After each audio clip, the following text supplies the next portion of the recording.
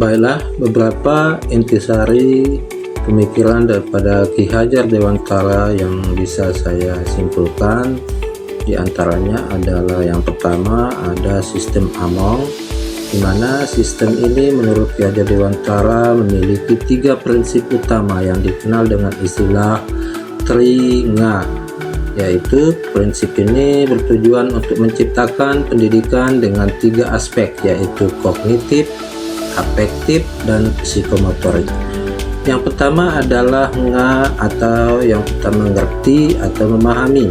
Mengerti atau memahami yaitu metode pembelajaran yang interaktif dan menarik, di mana guru berperan sebagai fasilitator yang memberikan penjelasan dan panduan agar siswa dapat mengerti materi pembelajaran dengan baik.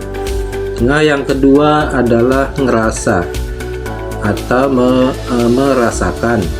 Merasakan yaitu membimbing untuk menyatu dengan pengetahuan yang telah diperoleh dengan melibatkan empati dan perasaan, sehingga siswa dapat merasakan apa yang dipelajari serta dapat merasakan membangun emosional yang positif dengan siswa untuk mendukung proses ini.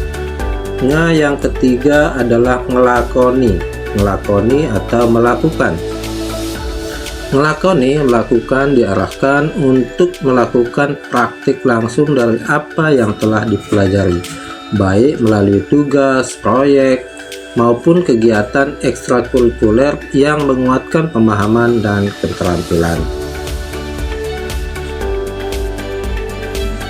Yang kedua adalah prinsip atau intisari yang dapat saya tangkap atau yang saya pahami adalah kodrat alam dan kodrat zaman, di mana pendidik itu hanya dapat menuntun tumbuh atau hidupnya kekuatan kodrat yang ada pada anak-anak agar dapat memperbaiki lakunya atau bukan dasarnya hidup dan tumbuhnya kekuatan kodrat anak.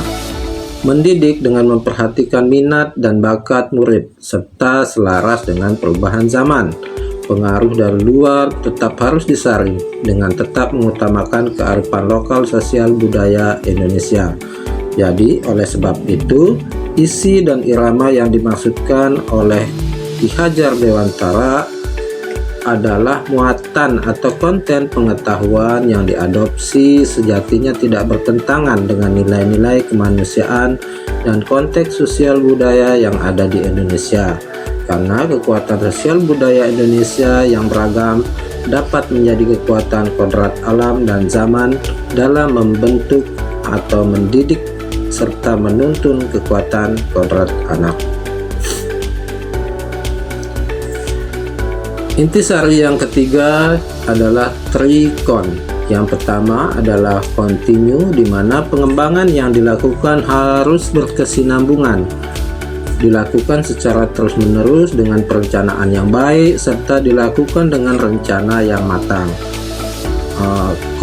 Yang kedua yaitu konvergen, yaitu pengembangan yang dapat dilakukan dengan mengambil dari berbagai sumber di luar. Bahkan dari praktik pendidikan di luar negeri tersebut dapat kita pelajari untuk nantinya disesuaikan dengan kebutuhan yang kita miliki sendiri. Yang ketiga adalah konsentris, yaitu pengembangan pendidikan yang dilakukan harus tetap berdasarkan kepribadian kita sendiri. Pengaruh dari luar tetap harus disaring dengan tetap mengutamakan kearifan lokal sosial budaya Indonesia. Muatan atau konten pengetahuan yang diadopsi sejatinya tidak bertentangan dengan nilai-nilai kemanusiaan dan konteks sosial budaya yang ada di Indonesia, karena kekuatan sosial budaya Indonesia yang beragam dapat menjadi kekuatan kodrat alam dan zaman dalam mendidik atau menuntun kekuatan kodrat anak.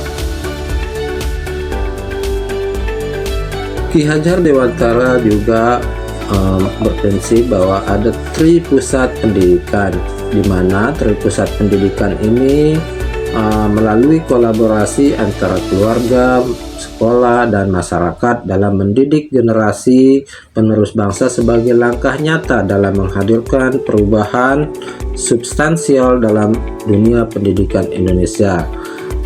Yang pertama adalah alam keluarga. Alam keluarga atau lingkungan keluarga adalah tempat pertama di mana anak-anak harus mendapatkan pengenalan awal tentang nilai-nilai moral, etika, serta kebiasaan positif yang akan membentuk kepribadian mereka di kemudian hari. Sedangkan alam perguruan atau lingkungan sekolah merupakan di mana sekolah bukan hanya tempat untuk mendapatkan ilmu pengetahuan, juga kedisiplinan, tanggung jawab, dan pola pikir kritis, serta tempat murid bisa mengeksplorasi minat dan bakat mereka melalui beragam bidang studi dan ekstrakurikuler yang disediakan. Alam pergeseran pemuda atau diistilahkan dengan lingkungan masyarakat. Anak-anak dapat belajar berbagi, bekerja sama, dan terlibat dalam berbagai kegiatan sosial, organisasi, atau bahkan kerjasama dalam proyek yang melibatkan komunitas setempat, serta memecahkan masalah bersama yang bertujuan untuk melatih kemandirian dan kemampuan berkolaborasi mereka sejak dini. Konsep yang keempat adalah berhamba pada anak. Berhamba pada anak ini diharapkan para pendidik bisa memahami perannya yang bukan hanya sebagai pengajar, tetapi juga sebagai fasilitator, motivator, dan pembimbing, di mana menjadikan anak sebagai subjek pembelajaran, bukan sebagai objek pembelajaran yang sepenuhnya berfokus pada apa yang dibutuhkan anak didik.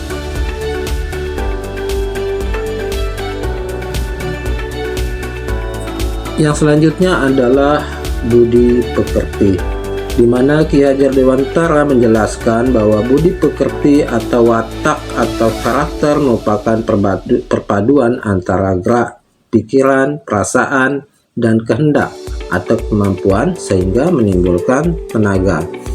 Budi pekerti dapat diartikan sebagai perpaduan antara cipta, yaitu kognitif, karsa sebagai efektif, sehingga menciptakan karya atau psikomotor.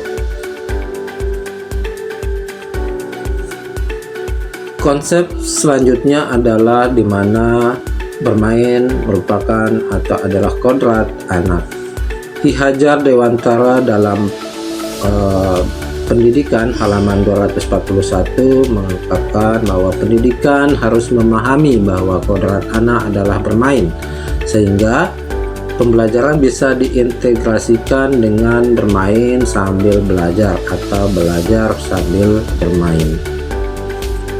Yang terakhir adalah trilogi kepemimpinan, di mana Ingarso Sungtulodo di depan memberi teladan, di mana sebagai seorang pendidik kita akan memberikan contoh-contoh yang baik atau praktik-praktik baik, disiplin positif kepada anak didik.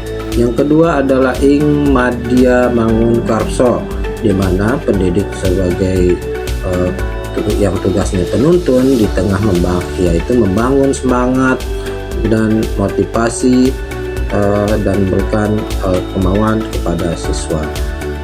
Yang ketiga adalah Tuturi Handayani, di mana pendidik itu di belakang memberikan dorongan penuh kepada anak didik, seperti melengkapi apa yang dibutuhkan siswa, baik dari bakat ataupun lain halnya.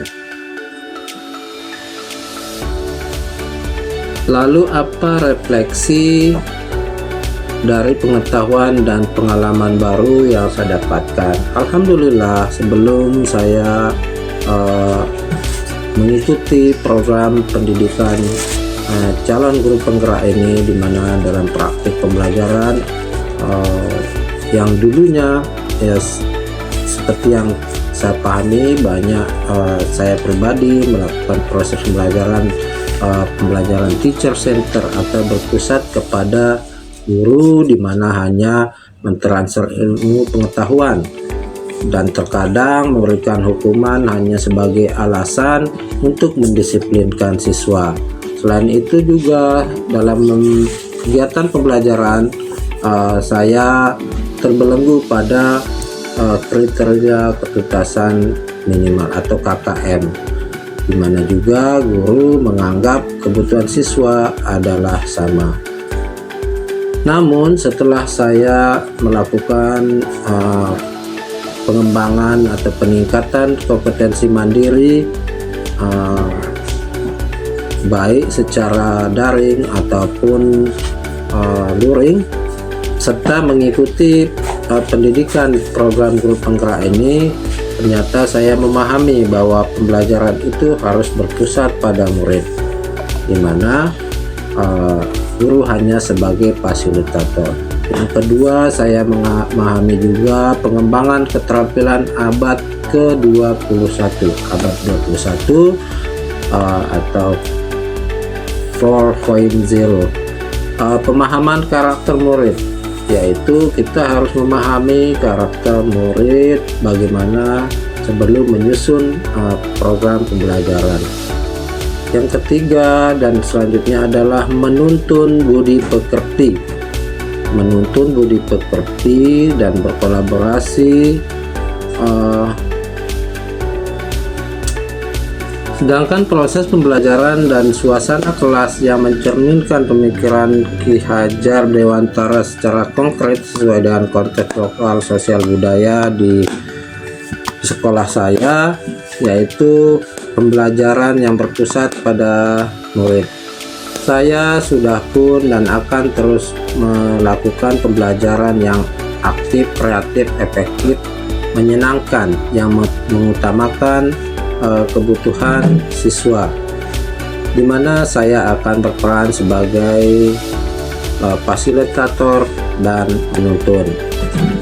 Adapun saya sudah mencoba melakukan pembelajaran berdiferensiasi, baik dari diferensiasi konten, diferensiasi proses, dan diferensiasi produk. Dalam menunjang pengembangan keterampilan abad ke-21, saya melakukan pembelajaran berbasis TPEC atau Technology Pedagogic Content Knowledge, di mana kita memanfaatkan alat-alat IT dalam kegiatan proses belajar mengajar. Anak-anak kita temukan juga sangat antusias, baik dari asesmen dan sebagainya, konten produk. Mereka sudah mencoba untuk membuat konten-konten menggunakan video, dan di sekolah kita juga terus mengembangkan kompetensi pendidik dengan melakukan pelatihan berbasis teknologi.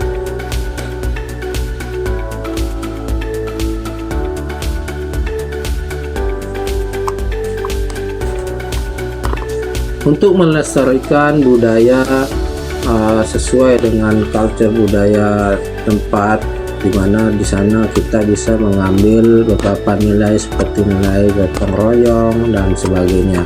Kami di sekolah melakukan kegiatan-kegiatan yang mengembangkan minat dan bakat siswa, dari lomba-lomba festival budaya, pakaian adat, olahraga, dan gotong royong, melakukan bazar dan sebagainya.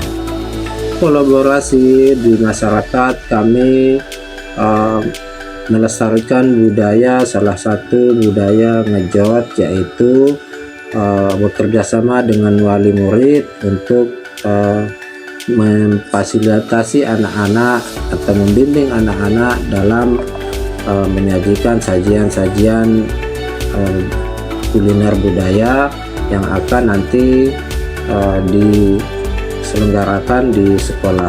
Selain itu juga kami membangun kolaborasi dengan pihak atau aparat kepolisian dalam mensosialisasikan beberapa aturan ataupun ranah-ranah yang terkait dengan bahaya narkoba dan seterusnya.